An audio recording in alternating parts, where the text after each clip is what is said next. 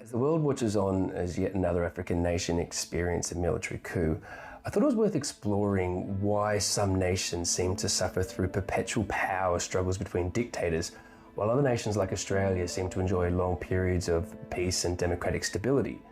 It's a phenomenon that's studied in political science, and it's got nothing to do with race or culture, but it's an important phenomenon that we understand.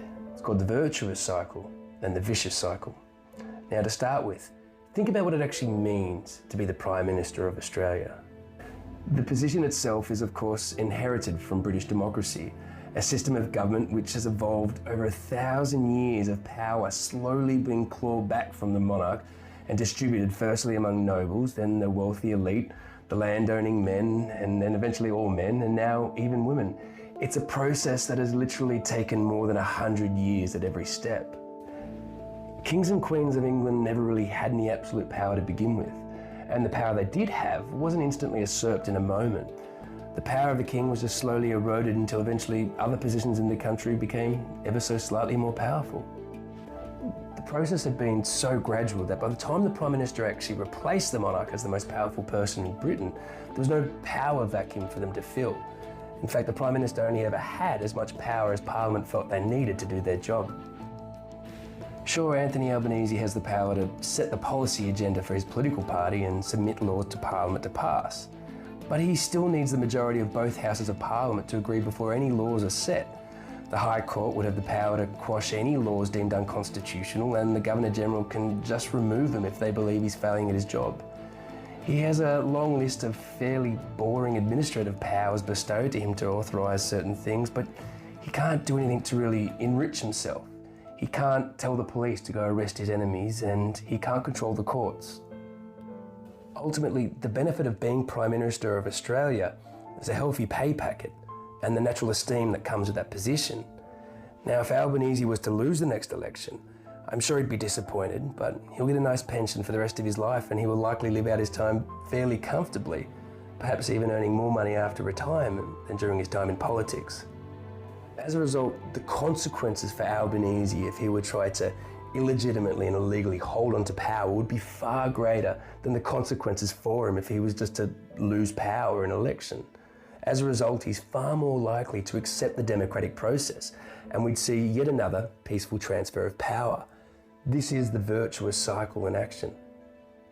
Now let's contrast that with pretty much any African nation, almost all of which were born from colonies which had a long-standing systematic oppression of a majority by a minority. The colonisers in general needed to put absolute power in the hands of whoever they had sent to run the colony. There was no democratic checks and balances on this power.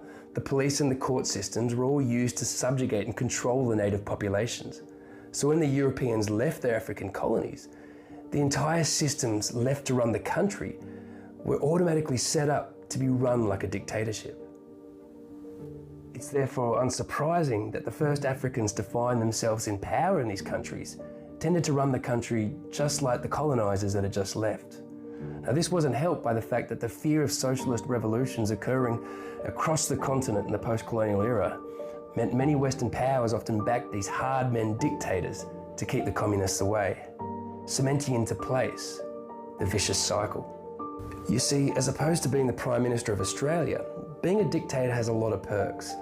You can usually siphon off so much of the national wealth that you become the richest person in the country. You can use the police and the courts to eliminate any challenge to your power, and if necessary, you can use force to silence any dissent against you. The issue is, the greater the benefit there is to being in power, the more others will try and take that power from you. And the more you do to hold on to power, the greater the consequences if you lose that power. Think Gaddafi, think Saddam Hussein. Removing a dictator is incredibly hard and realistically usually involves violence, not just against the dictator, but against the people that support the dictator.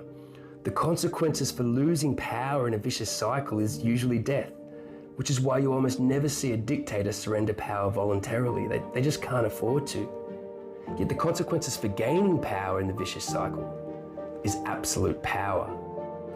So dictator replaces dictator, each aware that they have pretty much no option but to assert the same absolute control over their country Otherwise, they will be removed and killed just like their predecessor.